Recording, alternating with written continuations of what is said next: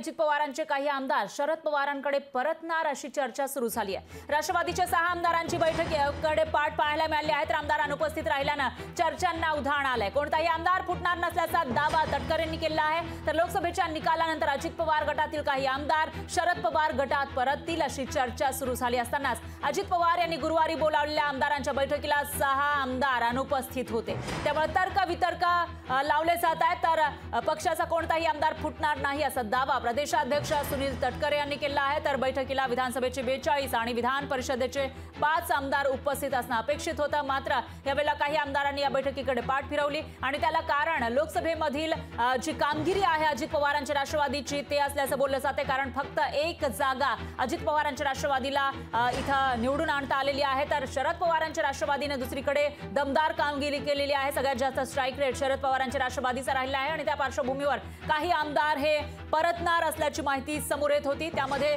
खासदार सुनील तटकरेंची प्रतिक्रिया समोर आली आहे। दरम्यान याविषयी अधिक माहितीसाठी आपल्या प्रतिनिधी मीनाक्षी म्हात्रे आपल्या सोबत जोडल्या गेल्या आहेत। मीनाक्षी, या ठिकाणी मोठ्या घडामोडींना वेग आल्याचं पाहायला मिळतंय लोकसभा निवडणुकीनंतर, कारण लोकसभा निवडणुकीमध्ये महायुतीमध्ये जरी अजित पवारांचा पक्ष सत्तेत असला तरी देखील त्यांना म्हणावं तेवढं यश आलेलं नाहीये। कामगिरी त्यांची अतिशय खराब राहिली आणि अशातच आता त्यांच्या सोबत असलेले आमदार हे विधानसभेची धाकधूक किंवा एक धसकी घेऊन शरद पवारांकडे परतणार अशी चर्चा रंगलेली होती। काय अपडेट्स आहेत त्याविषयी? नक्कीच फरा, लोकसभा निवडणुकीच्या निकालानंतर अजित पवार यांच्या राष्ट्रवादीतले आमदार हे काही शरद पवारांच्या संपर्कात असल्याचं सांगितलं जात आहे। कारण या निकालानंतर आपण पाहतोय की आमदारांमधली धाकधूक जी आहे ती वाढलेली आहे। एकूणच सध्या आपण पाहिलं तर अजित पवार यांच्या राष्ट्रवादीतून 4 उमेदवार उभे होते लोकसभेच्या निवडणुकीसाठी आणि त्यातील एकच म्हणजे रायगडची जागा जी आहे ती निवडून आलेली आहे, ती म्हणजे सुनील तटकरे यांची।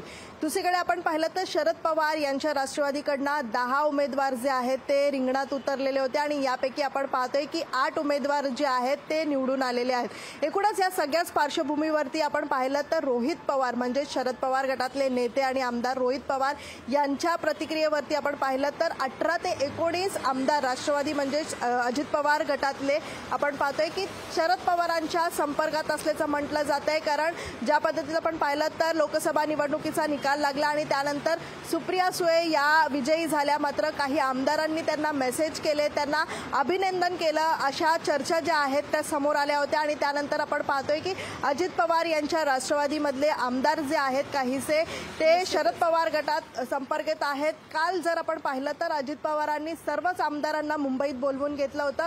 ट्रायडंट हॉटेलमध्ये महत्त्वपूर्ण बैठक पार पडली। या बैठकीदरम्यान आपण पाहतोय की वेगवेगळ्या विषयांवरती चर्चा झाली आणि याच दरम्यान अजित पवारांनी प्रतिक्रिया देखील दिली।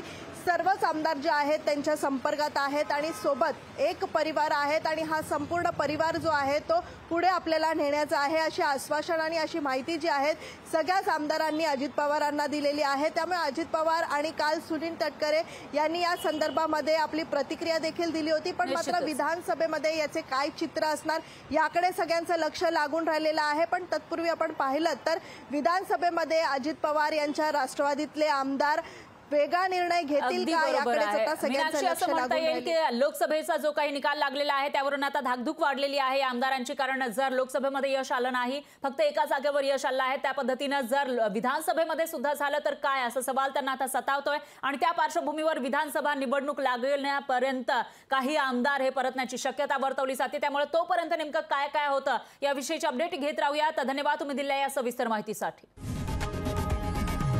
लोकशाही मराठी ऐका, पहा, जागरूक रहा।